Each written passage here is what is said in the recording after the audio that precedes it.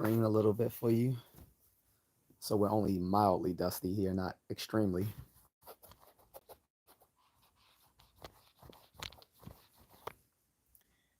Uh, I like that a little better. Let me check the filter here.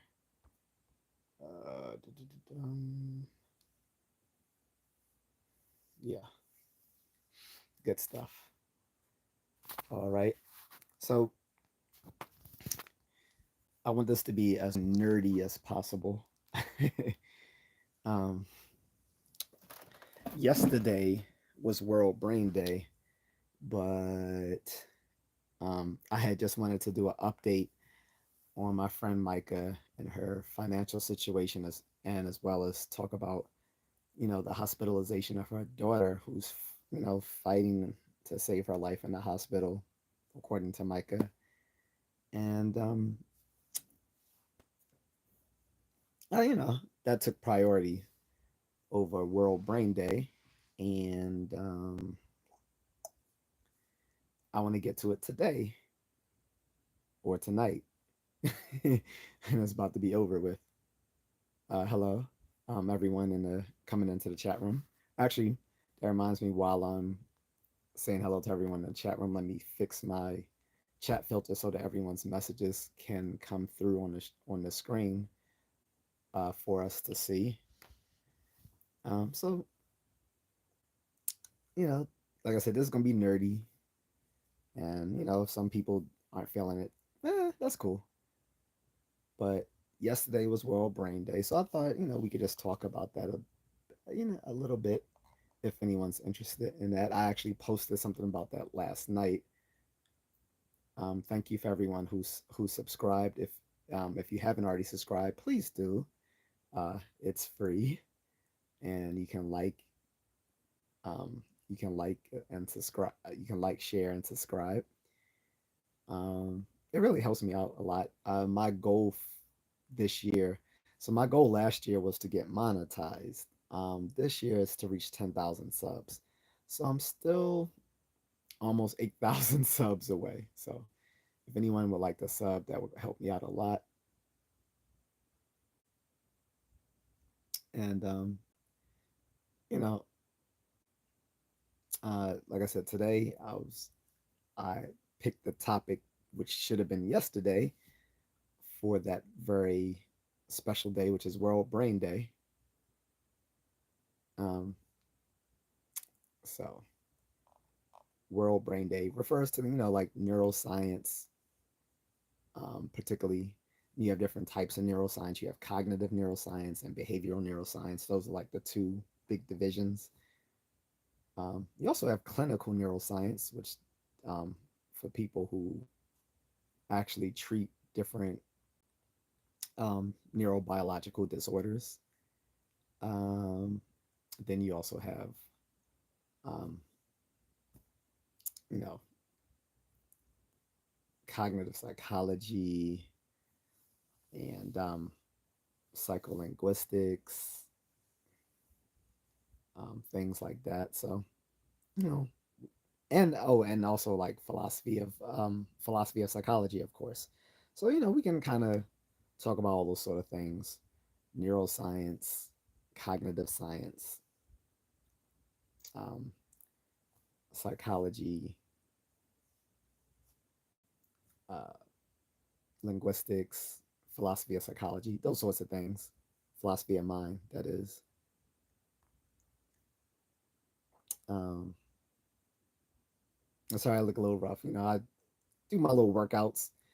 I usually come on live right after I do my workouts. So um, I know I look a bit rough hewn, but I rather get in my workouts and then go live than go live and not do my, like, I'll skip going live just to work out than to come on to these live streams and do these every day, um, as some uh, content creators do at their at the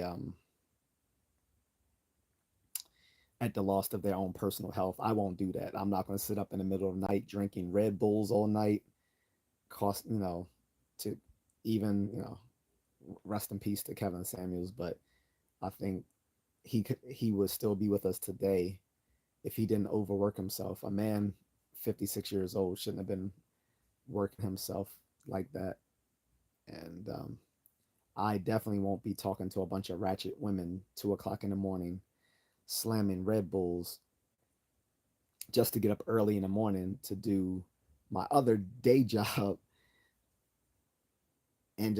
and then just start the whole day anew, doing that over and over again cyclically without taking care of my personal health, especially knowing I have a pre-existing health condition. Like I, that still pisses me off that he became he became internet famous and quite wealthy at the sake of his own health and eventually his own life. So yeah, I will forsake having a crispy image to maintain my personal fitness. In any case, on with the story. So World Brain Day, like I said, is dedicated to like neuroscience and cognitive science, and all the related fields within, right?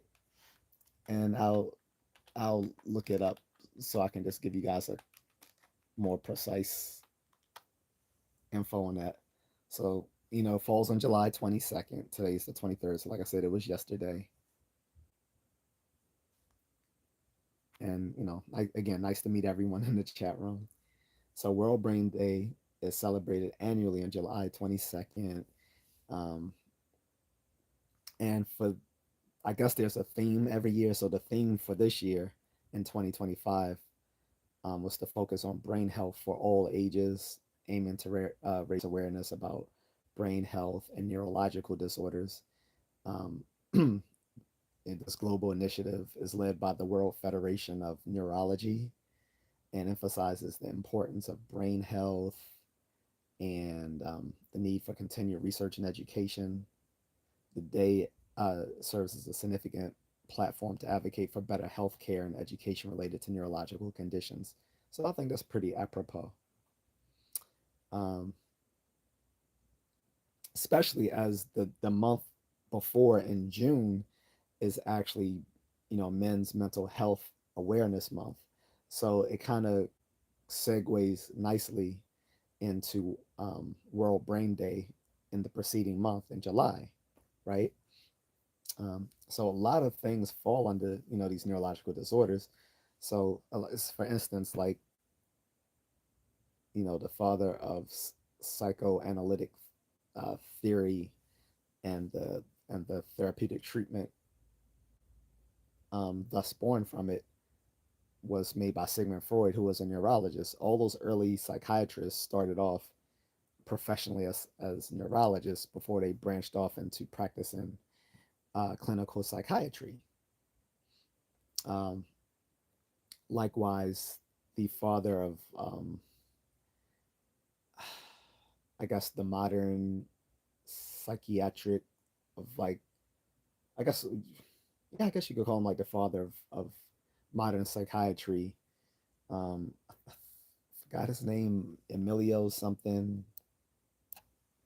Uh, he started off, I believe, also as a neurologist, um, and covered these neurological disorders that uh, affect people as far as mental health.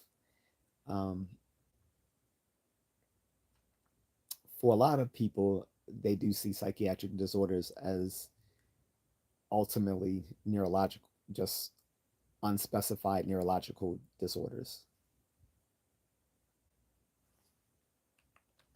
right? And I would agree with that.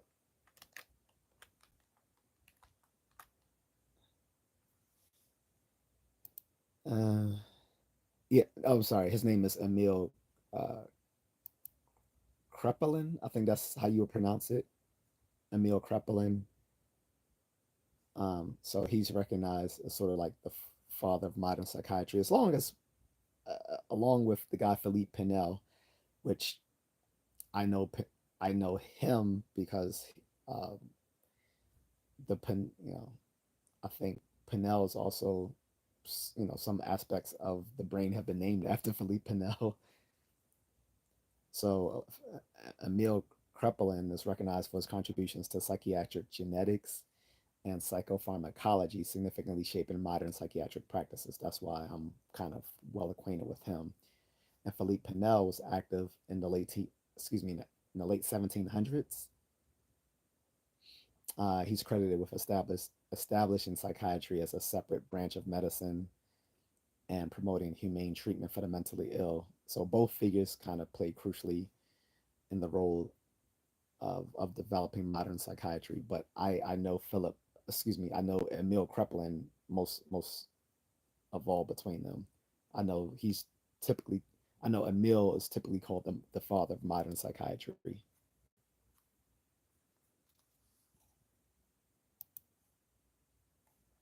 Okay. Um,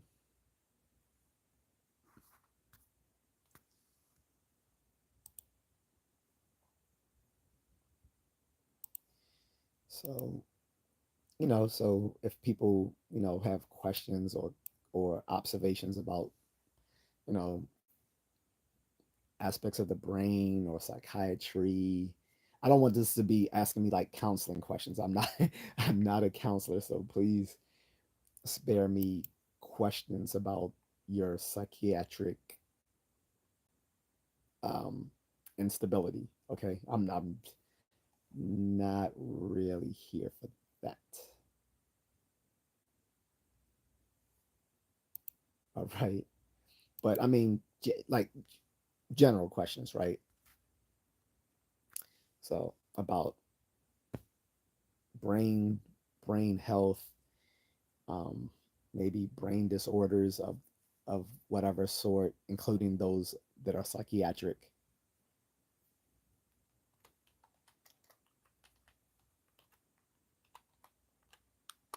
Um,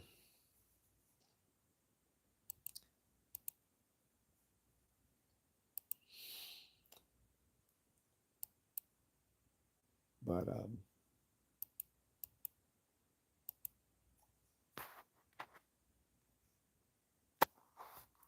seems we're getting a bit of some trolls here. I'm not gonna respond to them. Oh, William, is it Revelis or Revels? I'm not sure how you pronounce your name, William. I'll just say William. I don't want to mispronounce your last name. He says R.I.P. to Ozzy Osbourne. Definitely R.I.P. to the Prince of Darkness.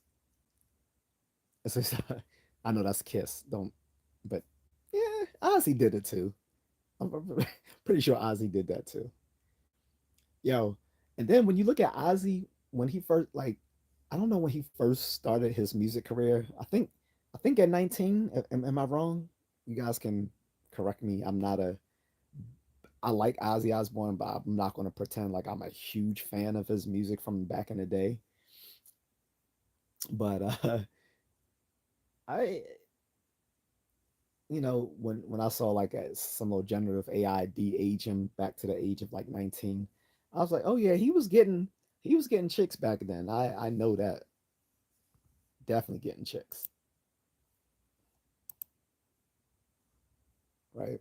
But yeah, we lost Theo. Well, better known Malcolm Jamal Warner, better known as Theo Huxtable, and Ozzy Osbourne back to back. Like, dang man, that's how that's what we're doing in 2025. We just taking our celebrities. Like at least Ozzy lived to be 76, and that's with Parkinson's disease. So you're not promised to live to 76 with Parkinson's disease. Just like Stephen Hawkins lived a long life despite having um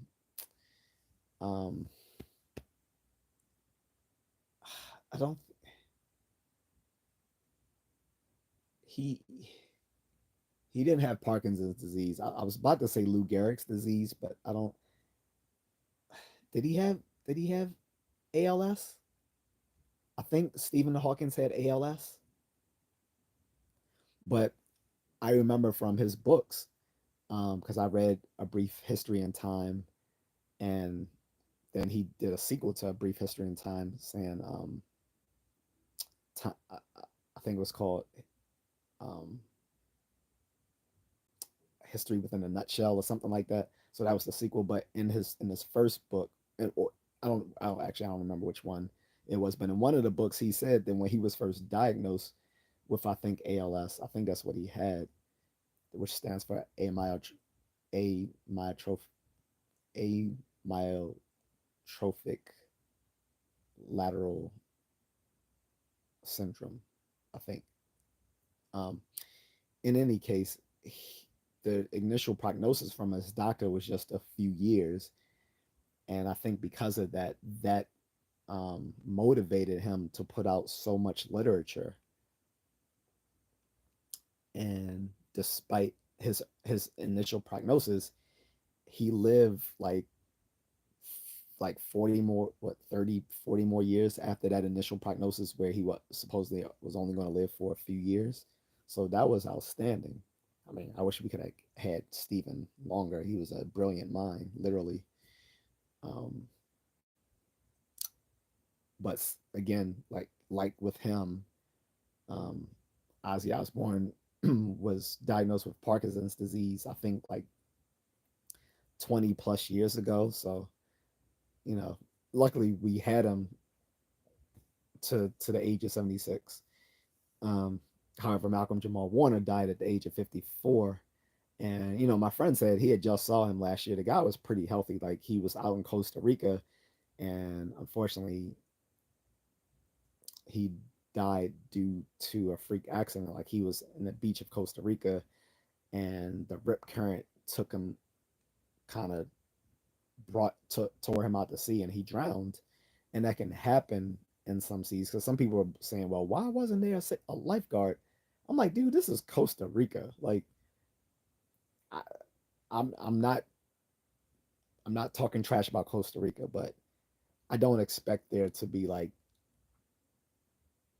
I don't expect it to look like Baywatch in Costa Rica. I'm just saying. And you know, I know in some beaches that can happen. I remember when I was in Bali, the tour guide told my wife and I that we shouldn't go too far out on the beach of Nasu Penida, because he was saying the current could drag us out to sea. But luckily it didn't. Like, it was, the waters were very calm even way out, and we could stand I could stand all the way up with the water all the way up to my neck comfortably. She could too, and she's much shorter than I am, and she was out as far as I was, and we were chilling. But I mean, obviously, it could have been dangerous, because they were like jagged pillars further out that, say, if the currents were very turbulent, it could have dragged us out there, and we could have been dashed across one of these huge rocks. So those things do freakishly happen sometimes.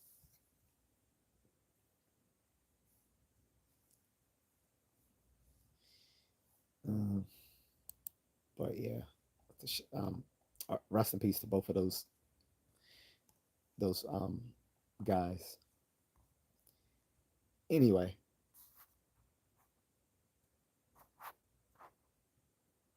back to it was ALS, Stoney. Thank you. He said, yeah, ALS. Anyway, back to my subject. So, brain health, World Brain Day. And I was saying, you know, the father of modern psychiatry is Emil Krepelin. So I'm probably going to change my cover for this um, live once I upload it to show his picture. Let me actually see who originated World Brain Day. You would think, as someone who has been immersed in cognitive science from college, I actually was a triple major, and all my majors were invested in the brain, the mind brain, um, that I would know of this. Um, Yeah, but yes, I was a triple major for those. Like, yeah, triple major. Yeah, triple major.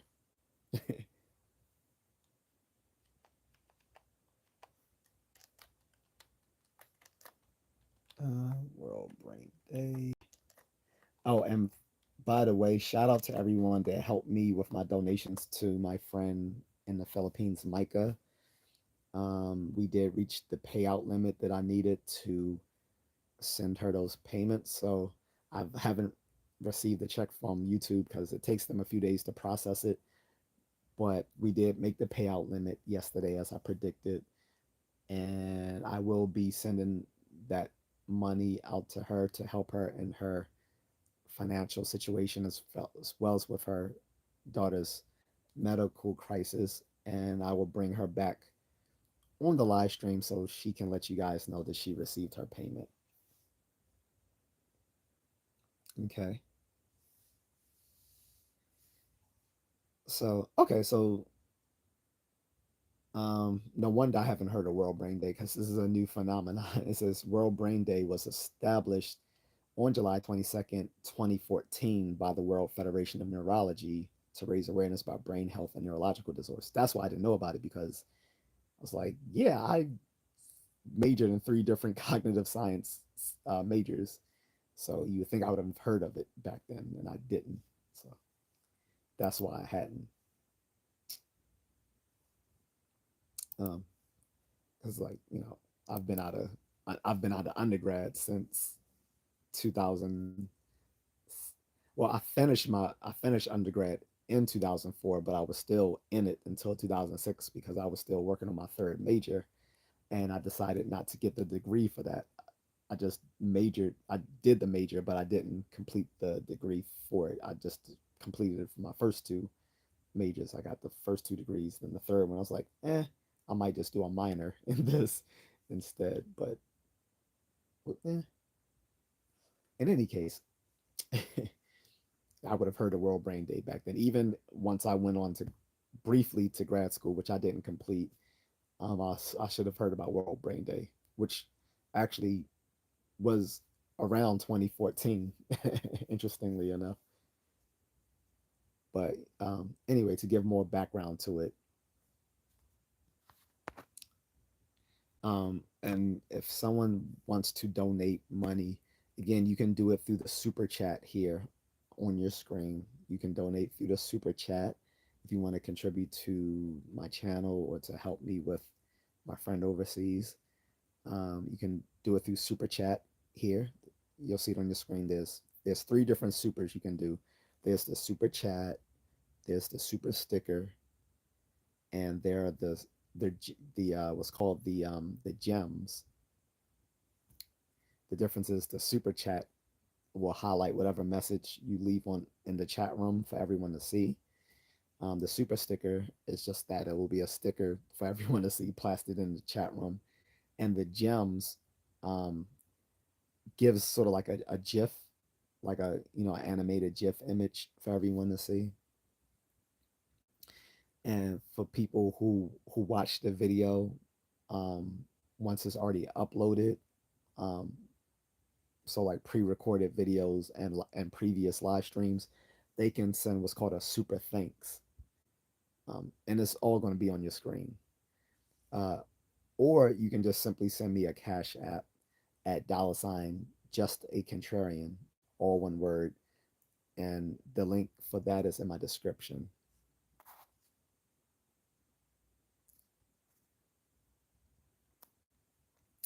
Let me see if I missed any messages here. Not really.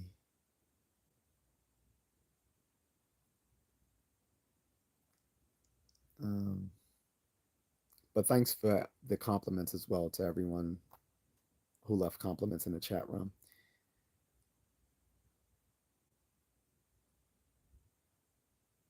And I'm going to ignore trolls for the most part.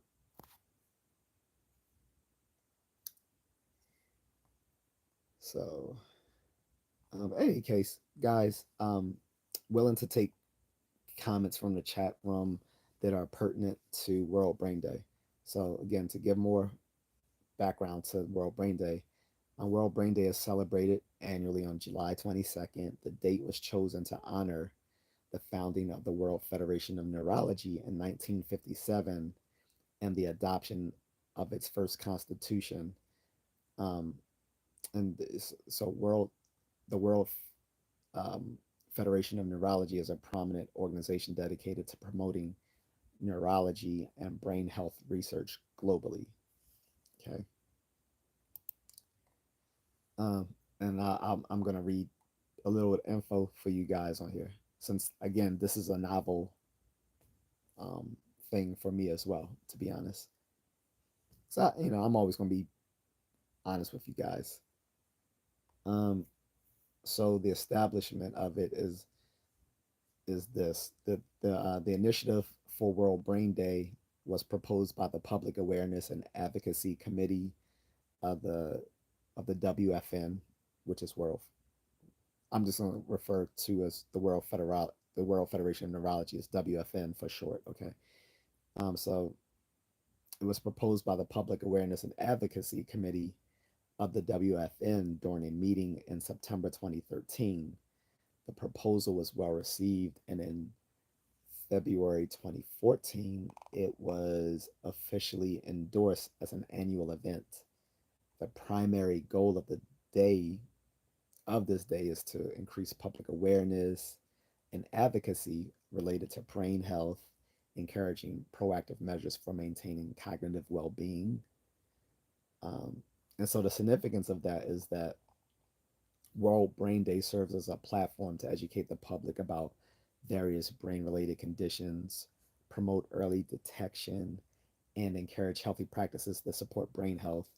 Each year, the day focuses on a specific theme related to brain health, aiming to foster discussions and initiatives that can lead to better understanding and care for neurological disorders. In summary, World Brain Day was created to highlight the importance of brain health and to mobilize efforts for improving awareness and treatment of neurological conditions worldwide.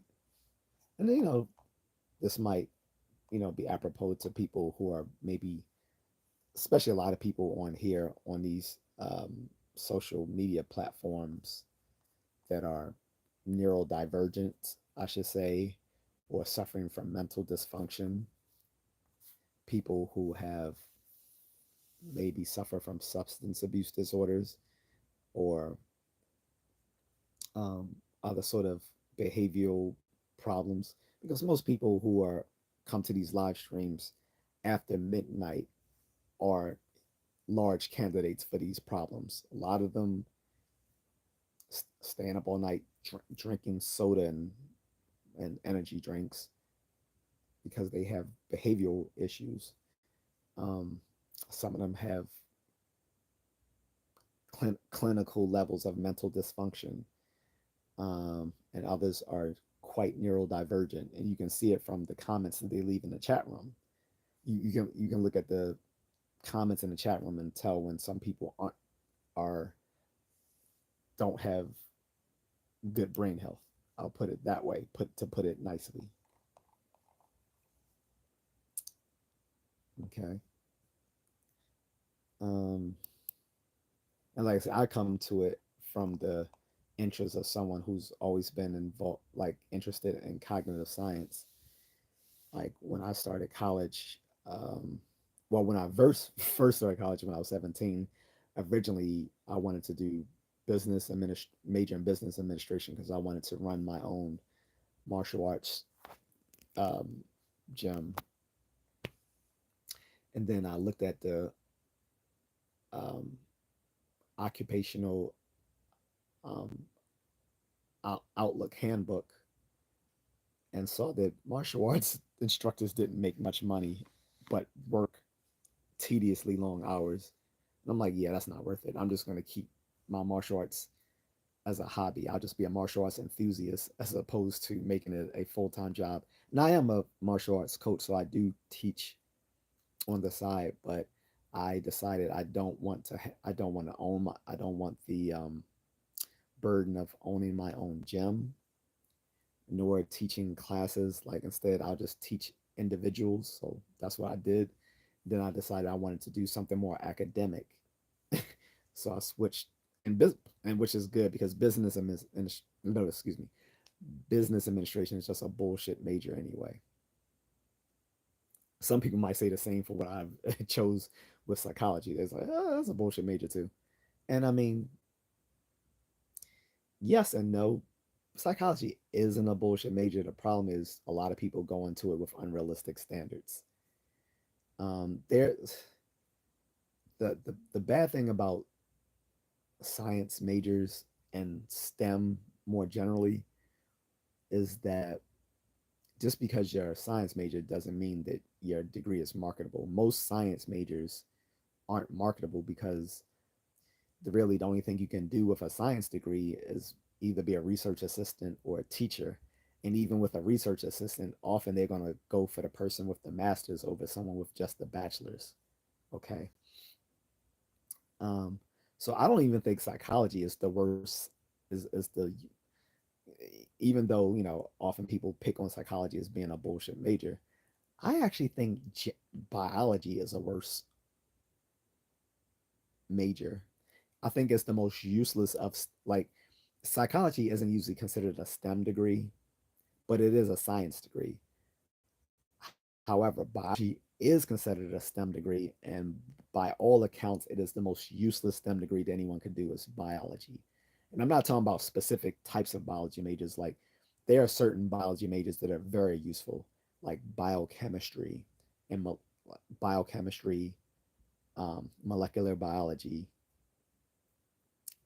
uh, stuff like, or neurobiology. Those those are very useful science majors. But biology, and when I'm talking about biology, I'm talking about like general biology. They, depending on the school, they might even call it general biology or biological science or life science, whatever they call it. It is such a useless STEM degree. Like literally, you can do nothing with it other than, like I said, research assistant at best, but mostly as a teacher. Mostly, you can only be a teacher with it. Like you cannot do anything with a general biology degree. It is the most useless of STEM degrees. I think at least psychology is more useful. It's for one, just having a background in psychological science is just useful knowledge. That's number one. Two, um, psychology majors can find work in lower level research assistant jobs,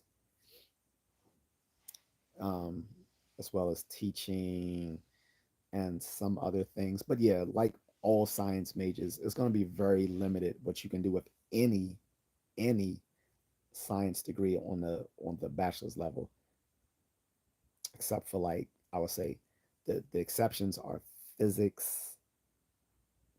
Something like physics is probably like the exception where you can actually do something useful with it on the undergraduate level. Because usually someone with a physics background will probably get hired by the same people who would hire someone with an engineering degree, right? But I would say psychology is not the most useless science degree, but general biology is. Which, interestingly enough, that's what I did. I switched from business administration, and then originally I went to do social science or history, and I was like, yeah, history. I thought history would be interesting. I was like, no, this is actually dull. I'm thinking it's gonna be like Indiana Jones. History is a pretty dry academic field. So I'm like, nah.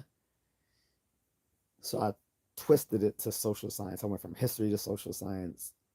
I was a first year student, so you know, it wasn't a big deal.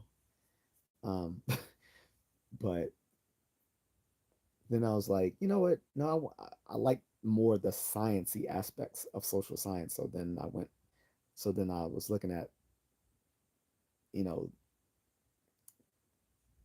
behavioral sciences, and I was originally attempting to do general biology as a pre-med, you know, with a pre-med track because I wanted to do psychiatry.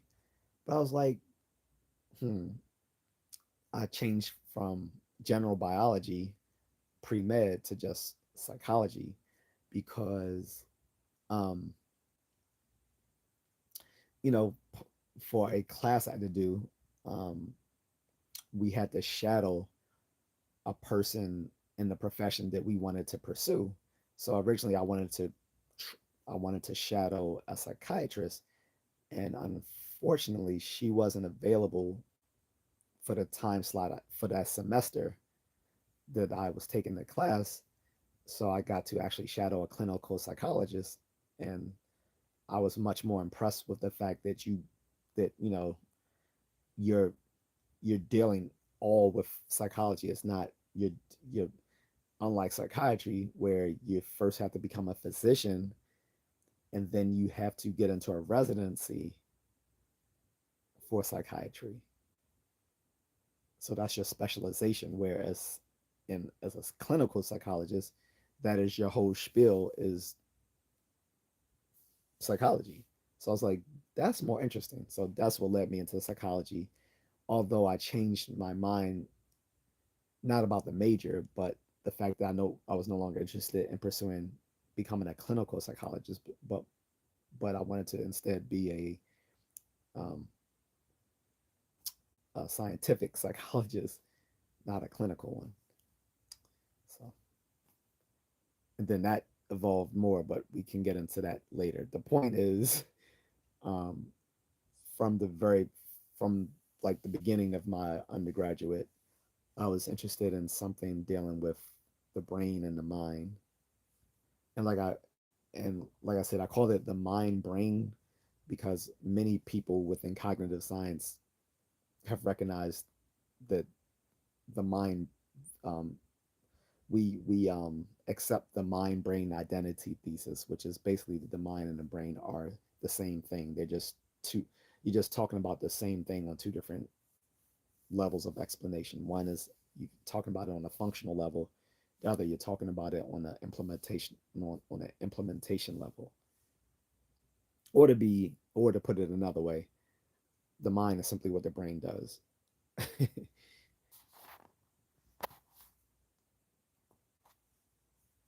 um, but let me get some more. Maybe I should do some more info on World Brain Day.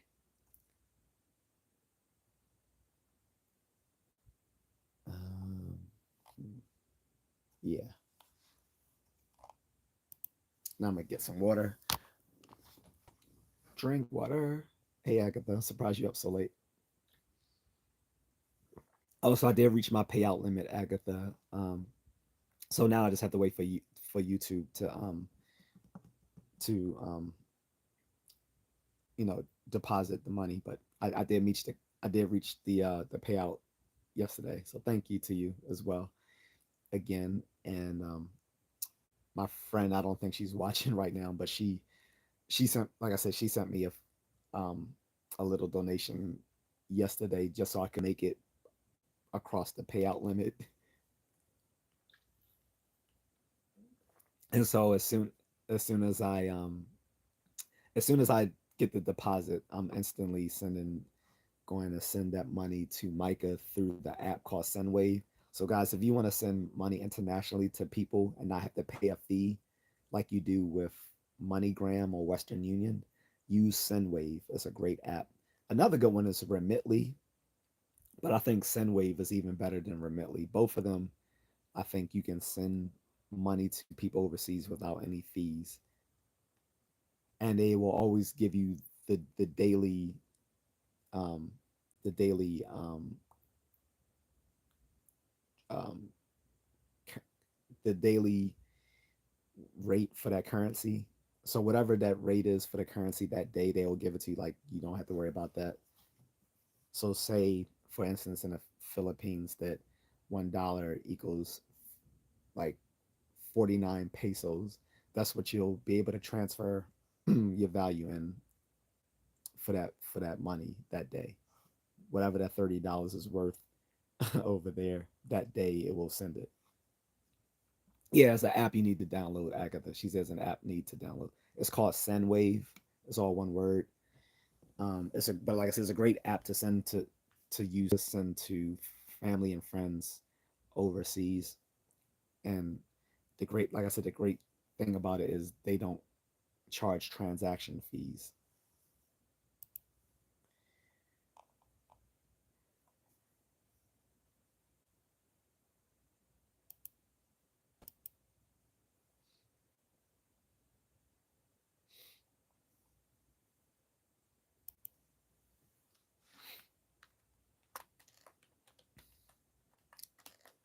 Just messaging um, Mrs. Contrarian.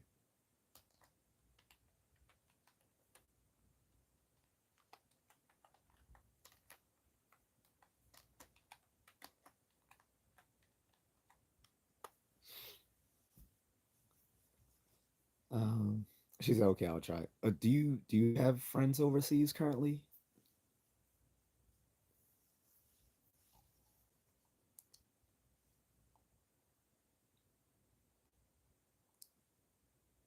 Yeah. Okay. Well, I mean, you do travel a lot, so I assumed you did, but I didn't. I didn't want to assume. I don't know these situations, so don't want to make any big assumptions. So anyway, guys, I'm gonna give a little bit more details about World Brain Day.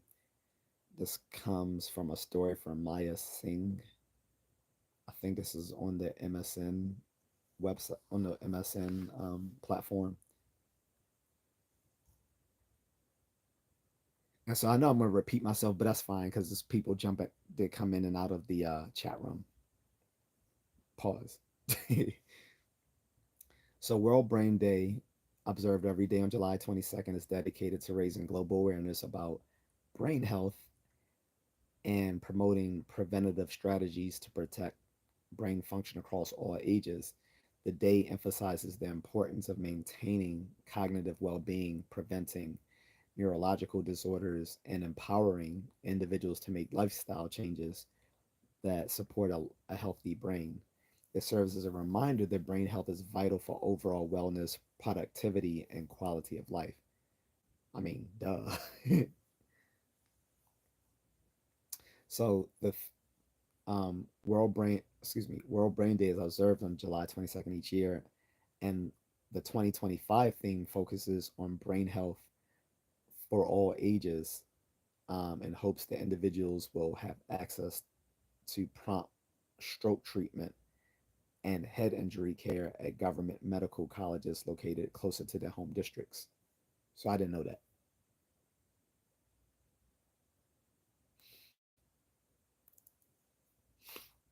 And I'm gonna start just removing trolls.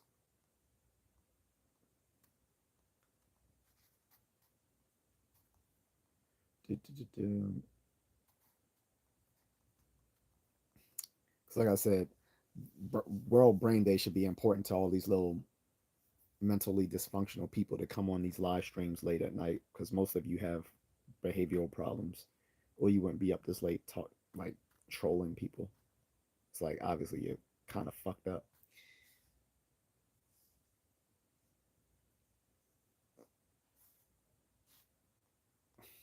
and some of you are just fucking autistic. And although I mean, being autistic is not your fault. I think most autistic people are incredibly annoying as fuck and don't need to be. I think most autistic people don't need to be on social media because they have very little impulse control.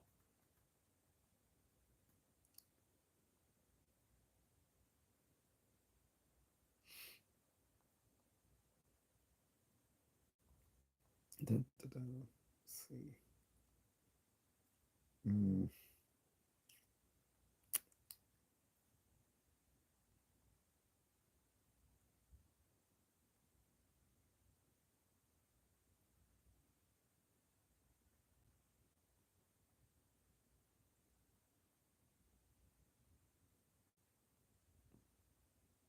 uh, Agatha deleted a few already too. Thank you, Agatha. If you can, Agatha, can you put my Cash App on the screen for everyone so I can pin it to the chat room? It's $ just a contrarian, please. Um, and let me continue with World Brain Day. So, talking about the history of it, World Brain Day was initiated by the World Federation of Neurology, the WFN, in collaboration with various global neurological associations.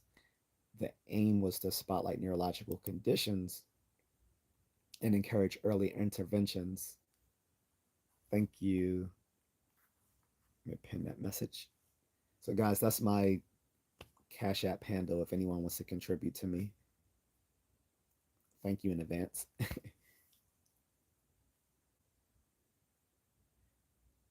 But getting back to this. So, World Brain Day was initiated by the World Federation of Neurology, or the WFN for short, in collaboration with various global neurological associations. The aim was to spotlight neurological conditions and encourage early interventions and research. While World Brain Day began in 2014, focusing on a different neurological theme each year, in 2023, the spotlight turned specifically to brain health and prevention, highlighting the growing concern around mental health, cognitive decline, and neurological diseases like dementia, stroke, and Parkinson's. And you just earned yourself a ban. I'm not begging anyone. I'm just telling people if they want to contribute, they can. You already left. I took care of them before I could. Like I said, there's a bunch of autistic and mentally dysfunctional people who come on these platforms late at night. Agatha, it's just weird, but they come on late at night because the anonymity, as well as the lack of um, regulatory measures on a live stream, allows them to feel free to be as weird as they want to be.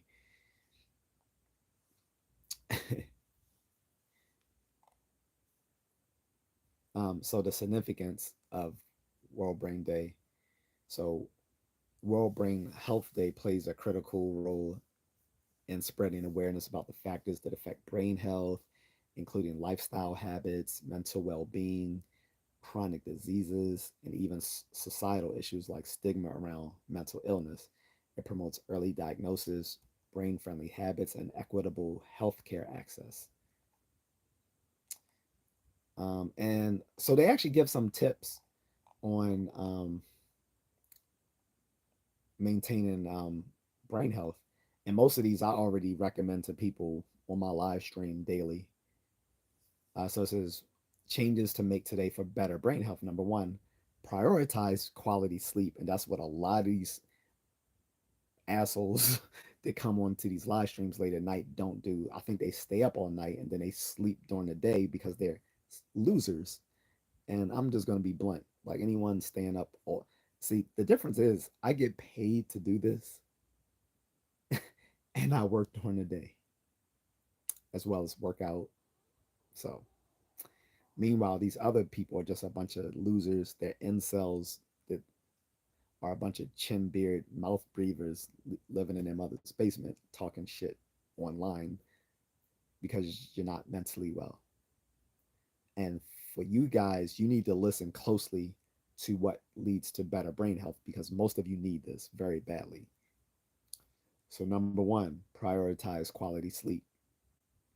Sleep is vital for memory consolidation, learning, and clearing toxins from the brain. Aim for 7 to 9 hours of quality sleep nightly.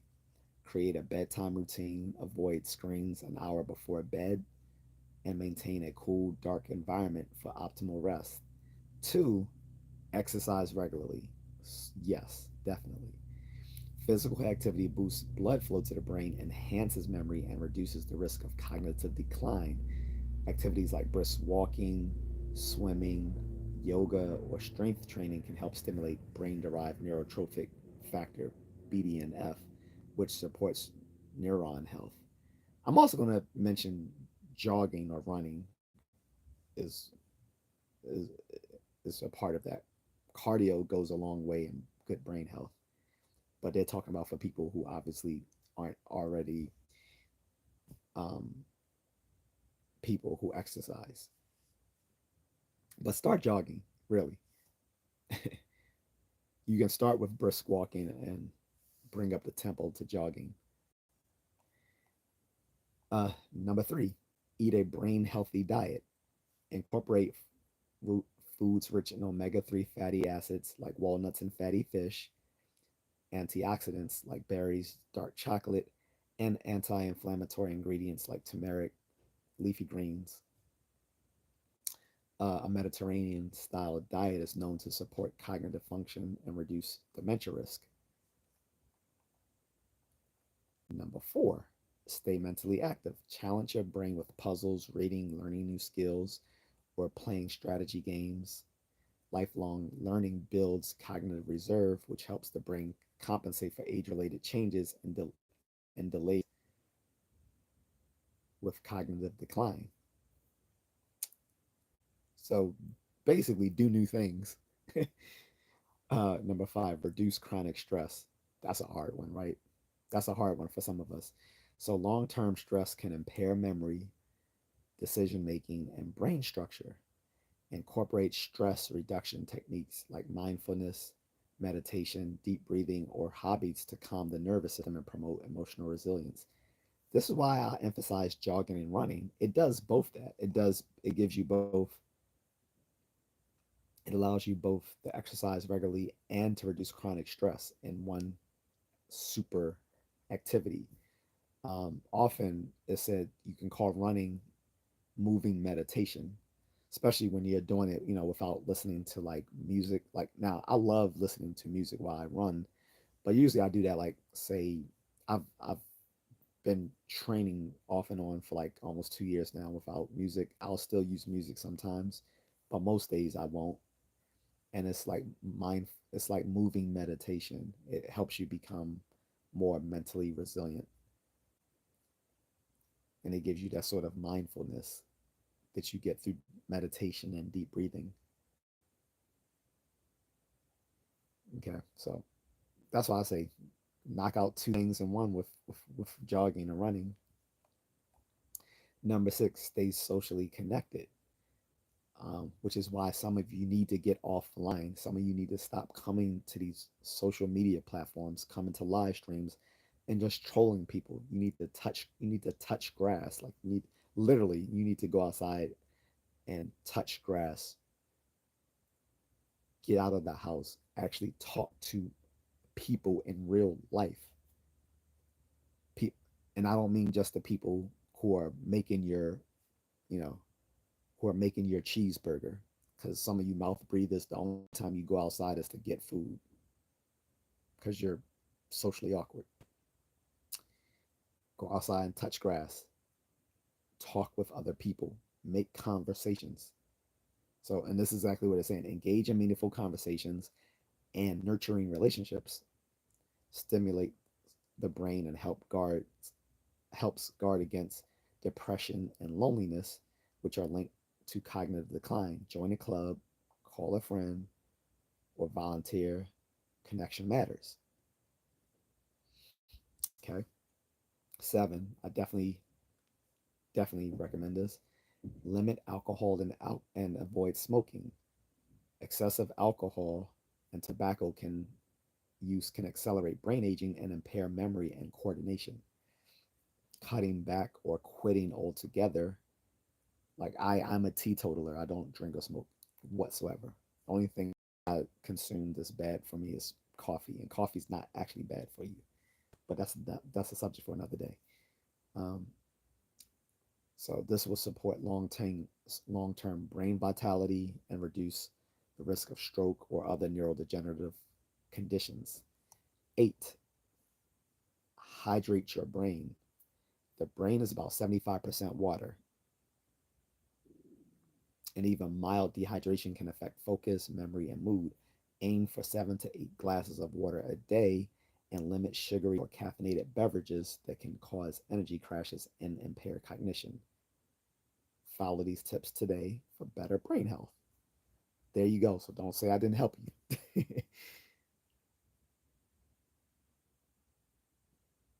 I don't know what kind of cool is Sam, but I'm pretty sure something trolly. So I'm just gonna time him out.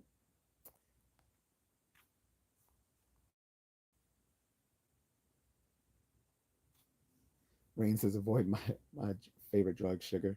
You can have sugar. I mean, it's almost to be honest, salt and sugar are almost unavoidable in a modern diet. What you should do though is limit how much of it you consume. I wouldn't say it's just I, it's just sugar is just unavoidable in the modern diet. It's just like you're going to consume sugar either in its naturally in the food or as an additive into foods. What I would say is don't consume extra sugar like cane sugar, right? Or sweetened drinks or confectionery, confectionery desserts, those sorts of things. But you can still have sugar. Like I said, sugar's unavoidable. So is salt, but you can limit how much you consume. And Rain says, yep, especially because I'm so sweet. Ha ha. Well, anyway, so let me just reiterate these things, guys. So, since we're talking about World Brain Day and we're talking about making changes to make today for better brain health. So, again, number one, prioritize quality sleep. Two, exercise regularly. Three, eat a brain healthy diet. Four, stay mentally active. Five, reduce chronic stress. Six, stay socially connected. Seven, limit alcohol and avoid smoking. And eight, hydrate your brain. Drink water. Thank you, Mullet. Agatha sent it already, but I appreciate it. But guys, again, if you want to contribute to my channel, and I'm not begging, I'm asking. Begging would be like, please, please, please, I'll give you this double cheeseburger. There we stop. If you saw don't Menace to Society, you know where that's going. I would never do that. That's a pause. That is a super duper pause. But yeah, that's begging. I don't beg. I ask. Only thing I beg for is what Keith Sweat begged for. You know what that is. No, I'm joking. I don't even beg for that anymore. I'm married. I don't need to.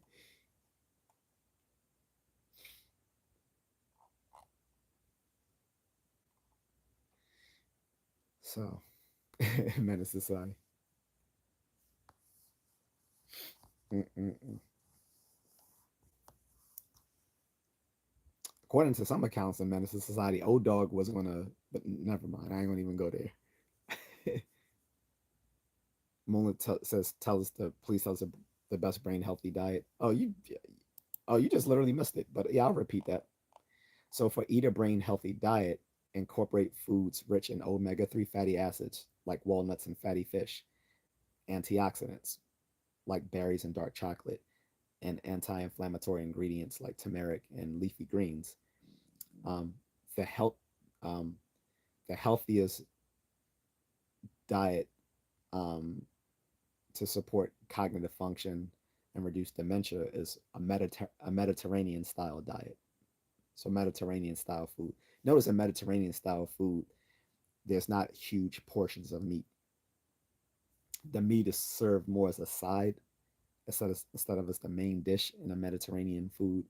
And even where the food, and even in some Mediterranean food where the meat does make up a bulk of it, is cooked in a healthier fashion.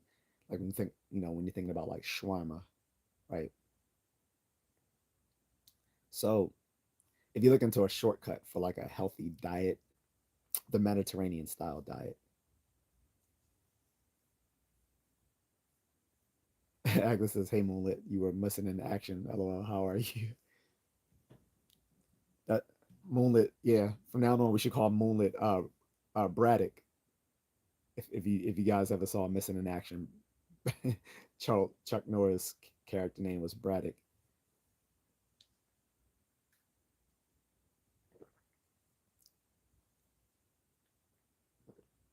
The second one was so boring because the second one was like a prequel. It was like the first one was good. Then the second one was so boring because it was like a prequel to the first movie.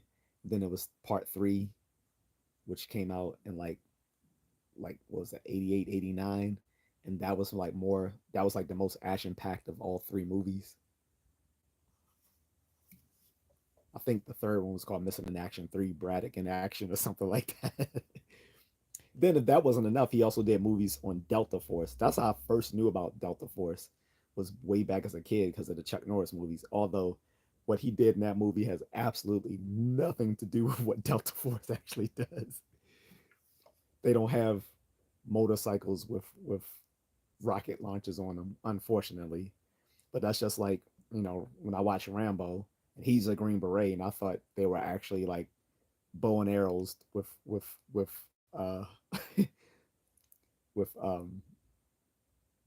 missile tips on them. There's Unfortunately there are no bow and arrows that have detonators on them, as far as I know. Maybe in the future, because I'm about to buy a recurve hunting bow to have, especially because there's so many deer around here. I might just start practicing knocking them off. Pause, not in that way, but like, hey, I don't know if the family likes venison or not, but in these tough times, when it wouldn't hurt to have that, Plus, I can have, you can pretty much have that recurve bow anywhere. I think I can. I think they're even legal in the Philippines. I got checked. I'm gonna ask the wifey. Um, but that's the only reason I don't even want to buy firearms, is because I know I can't take my firearms with me when I go overseas. I'll have to sell them, and I'll have to sell them at a loss because here in Maryland, you can only sell your firearms through a third party vendor who is a licensed arms seller. So you got to pay. So first of all, because they're used, because they use firearms, you already, you're not gonna, you're already selling them at a loss because you're selling them used. Then two, you gotta pay the licensed arms seller a fee to sell your stuff. So it's like, I'm not gonna buy a bunch of stuff just to have to sell it all at a loss. Like the only thing that makes sense is having like one self defense, like one weapon for like home defense, or self defense for like concealed carry. So basically just buy one firearm that I can use both for concealed carry and home defense. And that way, when I sell that, I'm not like losing thousands of dollars um in the resale. Oh, you got a compound bow, Moonlit? That's cool. They allow those in Thailand. He said, I love my compound bow, but I've never seen legit incendiary bolts. Yeah, they don't exist. They don't exist. That's what I'm saying. Like all those things from the 80s had the best action pack, the best cheesy action movies ever, but they were completely unrealistic. Everything was these movies, all the action flicks of the 80s were completely over the top. Whether you're talking about Missing in Action, Delta Force, Bloodsport, Kickboxer, Commando, um,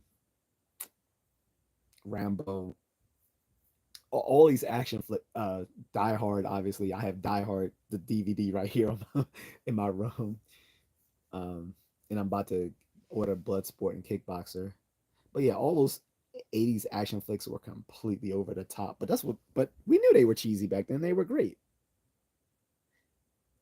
I would say arguably that Tom Cruise is the last action movie hero.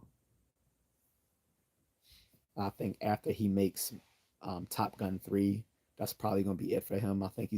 I'm pretty sure he's probably going to retire after he makes Top Gun 3.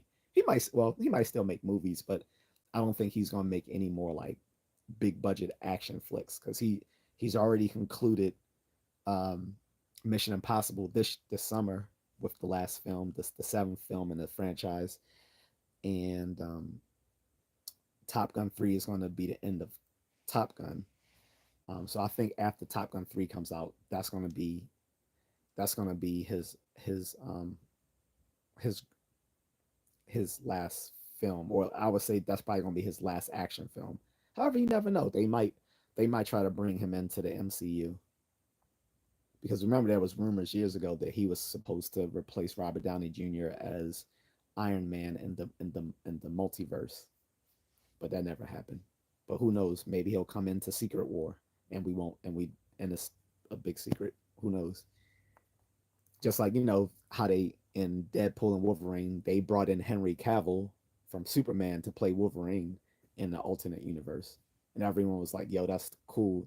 I think they called them the Cavill Ring. Melissa, it's easy to make, I'm sure. I don't think so because I don't think with an incendiary boat, an incendiary arrow, I don't think there's. I'm not sure if there would be enough pressure to ignite the the the whatever sort of devices attached to it. I don't know, but I wouldn't try because that sounds like a good way of of earning a Darwin Award. I think I think trying to I think trying to make you a homemade and incendiary arrow is probably a good way to earn a Darwin Award. So I wouldn't try it. I'm gonna say yes. Shopee sells name brand and it's affordable for such a good hobby. Yeah. So if they sell it if they allow it in Thailand, then I'm pretty sure they allow it in the Philippines because they have similar laws to things like that when it comes to like you know those sorts of things. And they definitely have a big gun culture in the Philippines, which I've talked about in the past. So they have a thriving gun culture. The difference is it's more sensible. Like in the Philippines, you have to do a universal background check and you have to do a psychological evaluation in order to receive to hold a weapon. And over there, you can only people can only own two weapons. So it can't be like here, like here in America, gun enthusiasts can buy a stockpile of weapons. And most of the people who do that aren't doing it because they're militias. Most of the people who buy a stockpile of weapons are just gun collectors. Um, but yeah, they're not allowing people over there in the third world country to stockpile uh, weapons, at least not legally. Like um, for over there, again, you have to go through a background check and a psychological evaluation, and then you can only own two weapons. So I think what most people would do, at least what I would do if I lived in the Philippines, I would buy a pistol and then I would buy a long rifle, rather a long gun, and that long gun might either be a rifle or a shotgun. And I think they do allow AR-15s in or AR-15 style rifles in the Philippines. I guess it's a moonlit. Um, she's a uh, she's a it's all yours. I'm take care. Yeah, I'm about to get off myself, guys. But I just wanted to highlight Brain Health. I mean, World Brain Day because for one, you guys know I'm a huge nerd, so I would love. When I found out yesterday there was a holiday called World Brain Day, I was like, what? So I literally posted. So if you go to my post on my face not Facebook, sorry, on my YouTube post, you'll see a thing for World Brain Day, and I show an image of a neuron. This they blow up the image so you can actually see it in glaring detail. You can see all the dendrites of it. The dendrites are the branchings of the neuron, like the branches of a tree, and that's literally where the word dendrite comes from. It means tree, right? Um, and the ends of these dendrites are synapses, which allow it to um, communicate through electrochemical signaling with other neurons, as well as with glial cells, the two main brain cells that make up the brain are neurons and glial cells. Glial stands for glue. They're like white, white, and so when they talk about white matter, they're talking about the glial cells. When they talk about gray matter, they're talking about neurons. And the glial cells often support the health of the neurons um, they wrap around the extensions of the neurons that connect to other neurons to speed up the electrical signaling, sort of like um, if you know anything about like telephone or cable wiring, like you have um, you have signal repeaters, which which these signal repeaters will like speed up the the electrical signaling between in the wiring. So that's basically what these glial cells do, but they also do other things to support the brain health, like removing toxins from the brain, and they have, they support like the brain structure, stuff like that. So sometimes you might think so. In some ways, the glial cells are actually more important than the neurons. But when people think of brain cells, they usually think of neurons. But it's two main brain cells: the neurons and the glial cells. And the one I posted in my YouTube post was that is actually a specific type of neuron called the Purkinje cell. The Purkinje cell is found in the cerebellum. The cerebellar cortex or the cerebellum is back here. It makes up part of what's called the hindbrain. It supports like motor, your motor function and coordination. Very important. So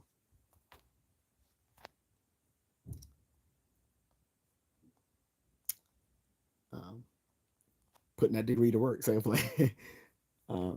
Melissa says good luck with the meeting and good night. Thank you. I'm doing much better. That's what's up.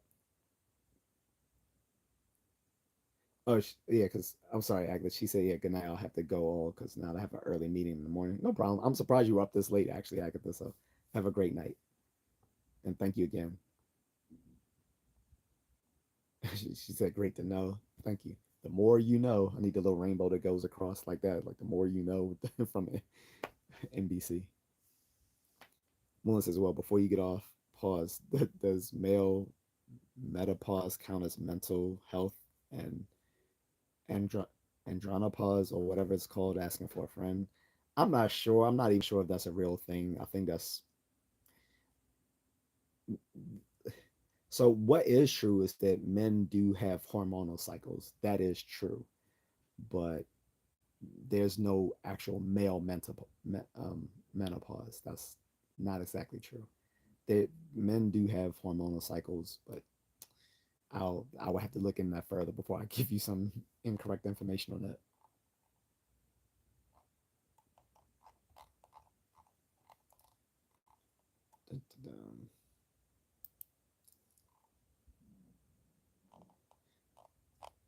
But anyway, so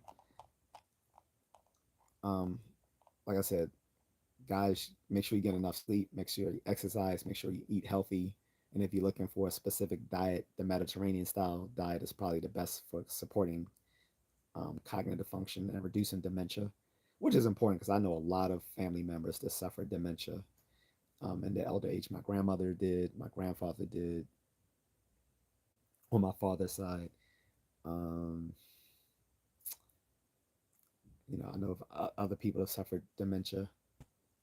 Very scary disease because it's like literally robbing you of your of your personhood. Stay mentally active by doing new things, even if it's just like trying a new video game or something. Reduce chronic stress. Again, you can knock that out along with the exercise by doing something like jogging. Stay socially connected, which means sometimes you need to get offline, guys, and stop being incels and socially awkward people who troll people online and leaving, or go to these little Facebook groups and leave these little weird comments and anyway. Limit alcohol and avoid smoking. That goes for you, Moonlit, and you've been doing a good job so far for the past few months. And hydrate. Drink water. Dehydration can lead to mental fog.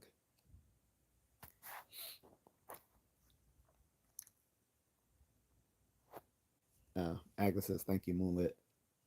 So, guys, I'm about to go myself. Unless there's any other questions about World Brain Day or questions about psychology or linguistics or philosophy of mind or cognitive science or neuroscience, um, or something of that sort. Otherwise, I'll go, and if someone thinks of something, they can leave it in the comments section once I upload this to my channel. And if anyone wants to contribute, again, $ just a contrarian is right there on your screen. I know someone said they wanted to donate $25, although I think he was just trolling me, to be quite honest. And and also I want to reiterate that I now have merch up. So I just have to wait for the review to go through.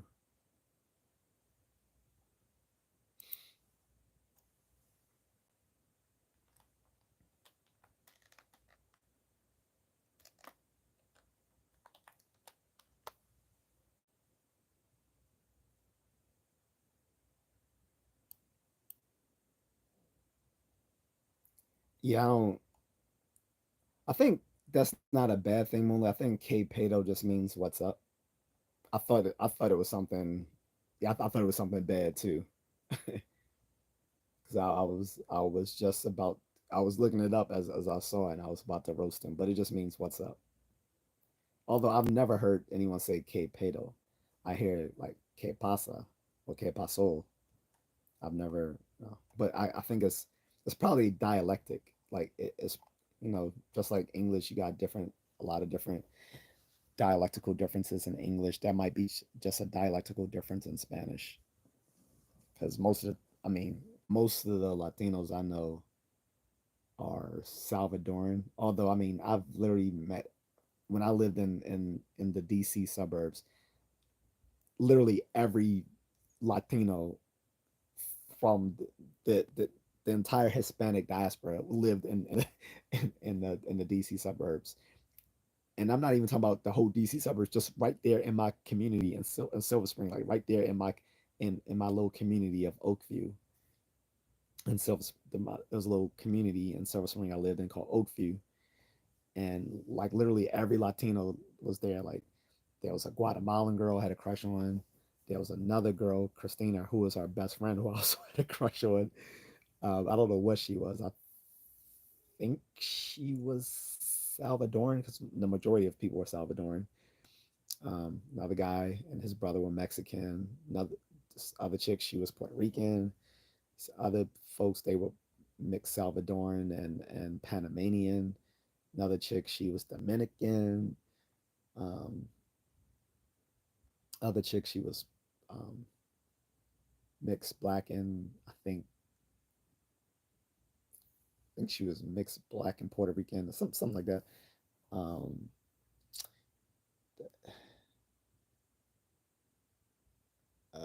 where else? Like they were from all over, and that was just like in my little community, in my little section of Oakview. So then one of my homeboys, he was also Dominican. They used to give him shit because they thought he was black because he had curly, kinky hair like mine. But you could tell he wasn't just like you can tell he wasn't foundational Black American. Who's Rob?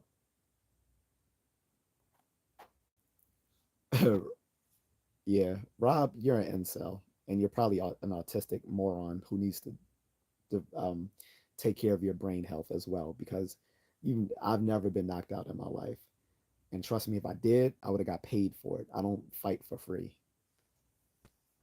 So, Rob, you're a loser. You need to get offline. Stop drinking energy drinks. Stop beating off. Get out of your mom's basement. Be a man. Stop being a little punk. Take care of your brain health by doing something useful with your life instead of being another moron on live streams who has nothing to contribute to society whatsoever. Rob. How about that? Loser. Anywho. So that's it for me, Moonlit. I'm about to be out. I want to get up early, so I can finish watching RoboCop with my wife. You know, I always like to introduce her to like classic films. So the one we're watching right now is the first RoboCop. 2 days ago, I had her watch Bugsy with me. If you ever saw that, that's a classic with Warren Beatty and Annette Bening when they were both at the top of the game. I told her I was like, this won two Oscars, like Best Picture and Best Director, and I was like, and it's based on a true story. So she didn't like it at first because she didn't like how Bugsy Ben Siegel was cheating on his wife. Then I was like, I know it comes off bad because of that, but I was like, watch it, you'll actually like it. Then at the end of the movie, she was like, this was really good. I was like, see, I told you. So he's another only tough on the internet. He ain't even. He's not even tough on here though, Moonlit. Like, there's not one person who would look at a guy who doesn't even use his real picture talking tough. Like, if you're gonna talk tough, at least use your real picture. You see me on screen. Tough. The toughest people don't have to talk tough. He said, "Hell yes." He's I'm watching Stranger Things for the third time from the beginning. I've never watched it, and it's funny because I when Netflix was hosting the Comic Con in Manila several years ago, they actually had a little thing set up for all the different um, shows, like their biggest series, and so they had a whole thing just for Stranger Things. You can go in there, you could play the arcades, you could take pictures. Um, it was a whole bunch of stuff. It was like a whole thing for Stranger Things because that was probably one of their most successful series at the time. Um, and so I was in there playing. I actually have a picture of that, but I haven't put it on here. Or I'm playing. I forgot what I'm playing. I'm thinking I'm playing Miss Pac-Man or something like that. But in any case, I'm gonna go. I'm just gonna kick this guy off my thing. He doesn't deserve to be on my channel. It is a luxury for it, it is a it is a luxury for people to be on my channel. To get the amount of to get the amount of excellent information that I put out to people for free. I mean, it is a luxury to be on my channel. So they don't get the they don't get the entitlement to troll me without donating money. If you're gonna troll, you're gonna have to donate some. I put out way too much good information for them to. One says if you love 80s nostalgia, everything about it is amazing from the theme to references to other 70s and 80s movies over the furniture and phones and cars just hits my feels. Yeah, I know some other people told me that too, but it was just like I wasn't really into it. It seemed like it was trying hard to be like a sort of like a Stephen King sort of movie or series. So, but I don't know. Eventually, I might try it because a lot of things I didn't think I liked, I ended up watching them and I did like them, like Breaking Bad. I ended up liking that. Not well. I didn't like it, but it was good. It wasn't great. It was good though. Um, I really like Mad Men. That show became addictive watching it. Mad Men. I see why those three shows became like clutch for AMC. It was Mad Men, then it was Breaking Bad, and then it was The Walking Dead. Those three became like the the trifecta for AMC and building their brand from instead of just playing old movies to like having their own like quality uh, content that they produce.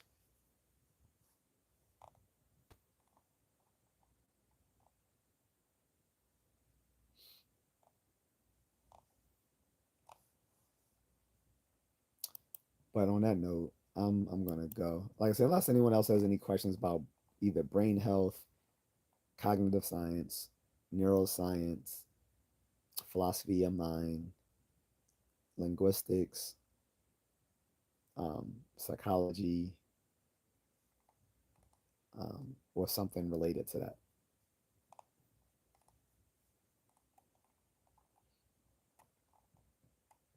And again, you can check out my post on my YouTube wall, so you can actually see an actual image of a neuron, magnified several thousand times, so that you can actually see what a neuron looks like and then all its tree-like branchings that connect to other neurons. There are about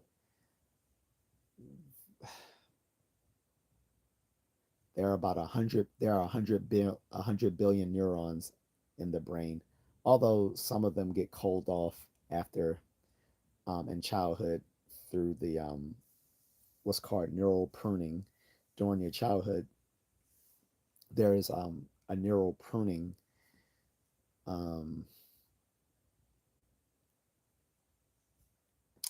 of neurons, so that you keep the ones that you're actively using for different things, and you lose the ones you don't, to make the brain more efficient. That's called neural pruning. That happens in early childhood, uh, around like the stages of infancy and toddlerhood.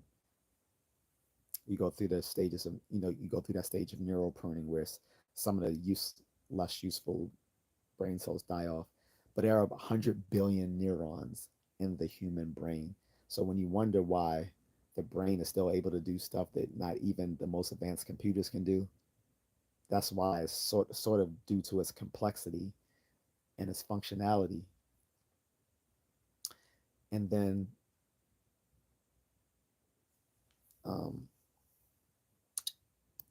on top of the 100 billion neurons, I think in the human body is what, 1 trillion cells. Let me look. But there are definitely 100 billion neurons in the brain, guys, in the nervous system. No, I think in the brain alone, not just the entire nervous system.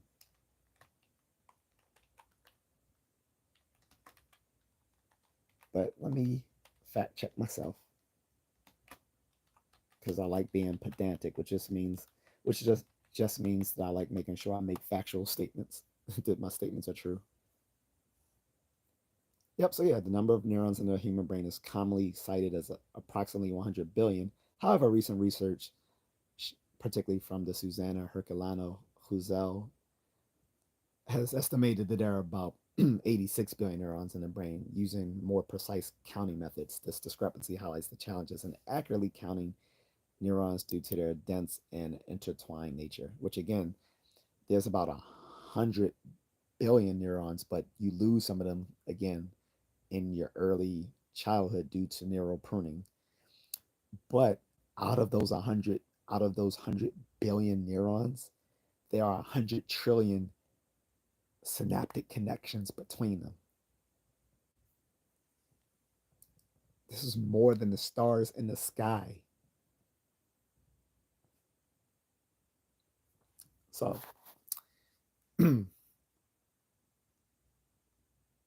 I'll leave you guys with that. Um, and thank you to everyone in the chat room who, let me nerd out for you guys. But Moonlit says I'm rewatching because in November is the last season and the last episode is on New Year's Eve. It's going to be a big thing this year for sure with the timing. He said, plus the main characters will get unalived. Good, because I heard some of them are quite annoying. And besides that, that's the problem with having child actors is if you stretch out a show about child actors over 10 years, they're no longer children. Like Harry Potter, Stranger Things. The reason it worked with a show like How I Met Your Mother is because they filmed the ending with the children before they ended like at the beginning of the when they first started the show, so that the kids wouldn't look like they have aged, even though even though the show had been on for 9 seasons. And then they made the child actors sign release forms that they wouldn't release, that they wouldn't spoil the ending of the show, before it happened. So, but that's a huge problem with like a movie franchise or or a TV series with child actors is they grow, they're going to age out of the roles. So, but Melissa, I saw that picture you posted. I read fizz.org almost daily to read up on new things. Cool. You said to put that in perspective, a billion's second jaw is like 31 years. Yeah. And so I'll I'll end it there. It's a million seconds is 11 days, so that's a huge difference in why the brain is so extremely complex. Well, that and amongst other things. Like I said, because you have two brain cells, the neuron and the glial cell. The glial cell actually does a lot of the grunt work of the brain, where the neuron gets more of the glory, but the glial cell is like the unsung hero of the brain, the white matter.